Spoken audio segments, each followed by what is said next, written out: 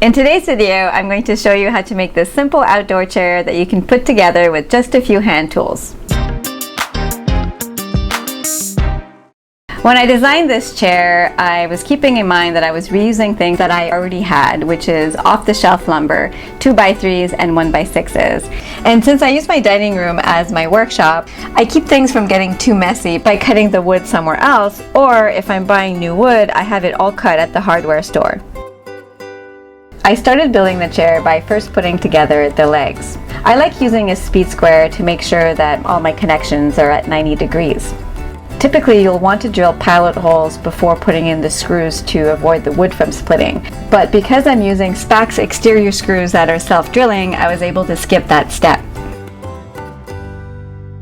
To attach the middle board, it's really important to put in the screw as straight as possible to make sure that it hits the board and doesn't poke out on either side. To put together the back of the chair, I've used screws in the past to attach the boards together. And here, because I was using 3.5-inch long screws, it was even more important to go in straight. For this chair though, I wanted to try something different and experiment with using wood dowels to join the boards. Now the tricky part with using wood dowels is that you have to line up the holes perfectly for each board. So I went online and I got this Doweling Jig kit. It works with a regular drill, so you don't need any special equipment to work with it. Since I hadn't used this before, I wanted to try it out first using scrap pieces of wood. I secured the stopper to the drill bit and left enough room to drill a hole slightly longer than half the dowel length. The jig has 2 holes and the lines are where the middle of the holes are. Because I'm joining 2x3s to a 1x6, I had to use a 1x6 to level out the 2 surfaces in order to mark the lines of where I want my dowels to be. Then it's just a matter of lining up the lines, clamping the jig in place, and drilling.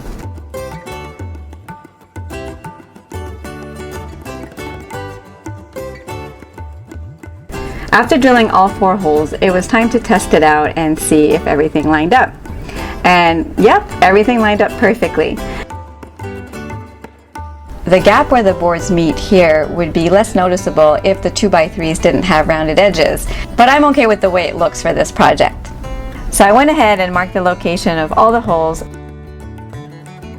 and started drilling lots and lots of holes. This is a lot more time consuming than using screws, but it's kind of fun.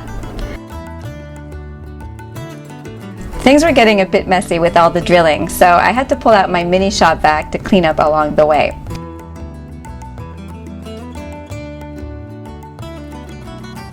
Before putting in the glue, I did a test to make sure that all the parts fit.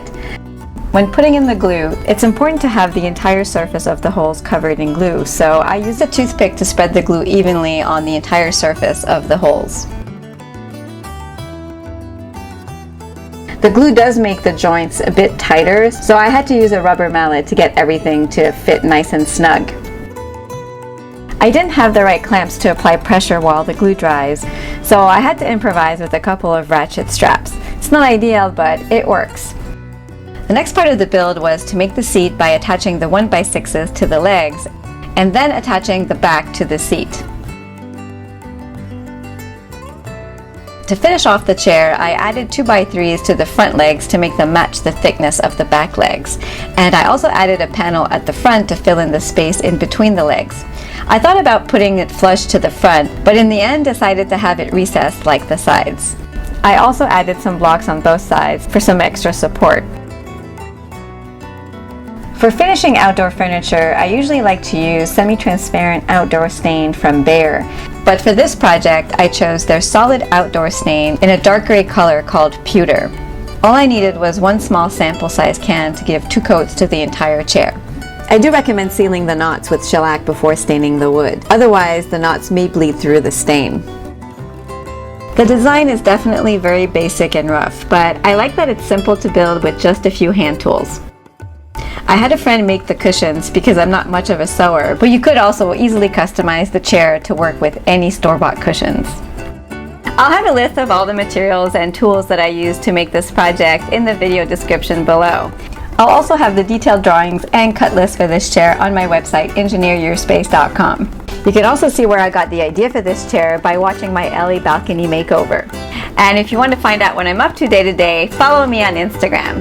Thanks for watching and see you next time.